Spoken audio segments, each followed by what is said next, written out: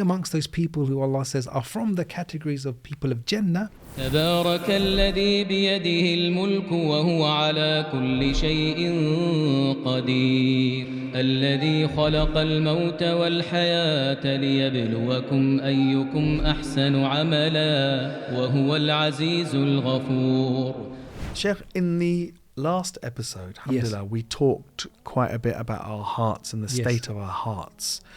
How is that and that theme then connected to the Day of Judgment? Yes. So on the Day of Judgment, we will be questioned about what we heard with our ears, what we saw with our eyes, and the state of our hearts. إن السمع والبصر والفؤاد كل أولئك كان عنه مسؤولا. So I notice, like in the last verses, Allah subhanahu wa ta'ala, rather than using the word qalb, which most of us are familiar with, He chose again here the word fu'ad. Why is that? So imagine a scenario that, let's say it's a husband and wife. Okay, let's say the husband does something that annoys his wife, or maybe vice versa. Okay, and they get into a bit of an argument. Maybe they say things that they don't really mean, because that's an emotional kind of scenario or situation. Allah tells us that every time you say something, even spur of the moment, even when you're emotional, even when maybe you don't mean it, okay, we will be taking it to account for. SubhanAllah. That there will be no excuses for our actions on the Day of Judgment. So that's why the word fu'ad is used. So Allah is really emphasizing there's no excuses for whatever we do or say in this life. We will be questioned about what we do. قل هو الذي أنشأكم وجعل لكم السمع والأبصار والأفئدة قليلا ما تشكرون.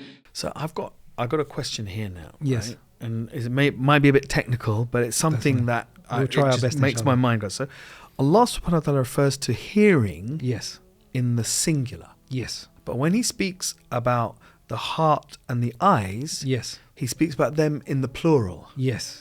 Why the discrepancy there? Yes, that's a great observation. And it shows the precision of the Qur'an. Right. That our hearing, the way we hear, is generally, similar for most people, okay, in terms of the way you would hear things.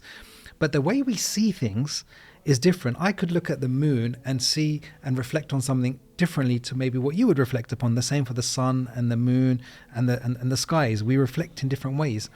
And in our hearts is plural, because people have different types of heart. Right. Some people have a softer heart, some people have a more firmer heart, some people will be more emotional. And so Allah is telling us that there are different ways in which we will be able, or which we are made as humans. And then Allah says that those that are thankful to Him are of a certain category. Right. Who is it that are thankful, that are really thankful to Allah? Are they most of the people? Are they few of the people? Or are they about half the people? What do you think the answer is? The word Allah uses is qaleel. Qaleel means very few. So Allah is saying that those that are really grateful, really appreciative of what He's given us are only few in number.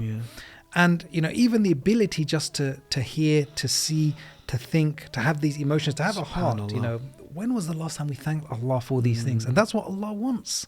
Allah wants us to thank Him. Allah wants us to humble ourselves in front of Him. Allah wants us to turn to Him regularly. Allahu Akbar. Isn't there a narration, a hadith about Umar, specifically Umar radiallahu anhu, about him being grateful? Yes, there's a famous story about Umar al-Khattab where he once had a man making dua.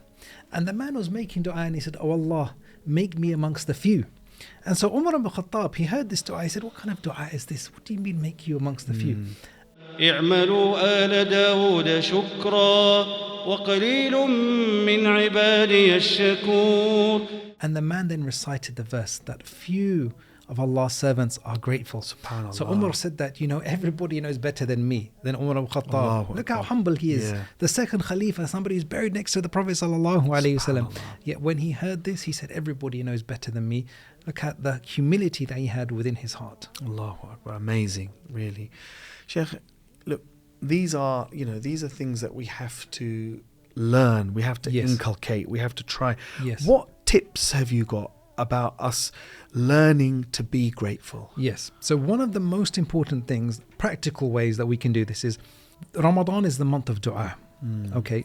Most people will be making more dua in Ramadan than outside of Ramadan. When you start your dua, thank Allah for what He's given you first before you ask for anything else. Thank Allah for, and think about your human body. Okay, you can start at the top. Thank Allah for your ears, for your eyes, for your nose, for your mouth, for your heart, for your kidneys, for your liver, for your. There's so many things we can't even. It's innumerable. We can't even begin to think about the blessings of Allah. As Allah says in the Qur'an, وَإِن تَعُدُّوا نِعْمَةَ اللَّهِ لَا تُحْصُوهَا. If you were to count the blessings of Allah He's given us, we will never be able to count them.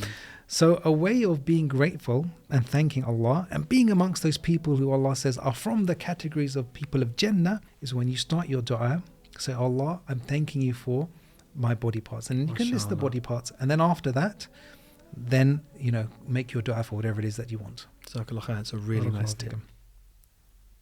تبارك الذي بيده الملك وهو على كل شيء قدير الذي خلق الموت والحياة ليبلوكم أيكم أحسن عملا وهو العزيز الغفور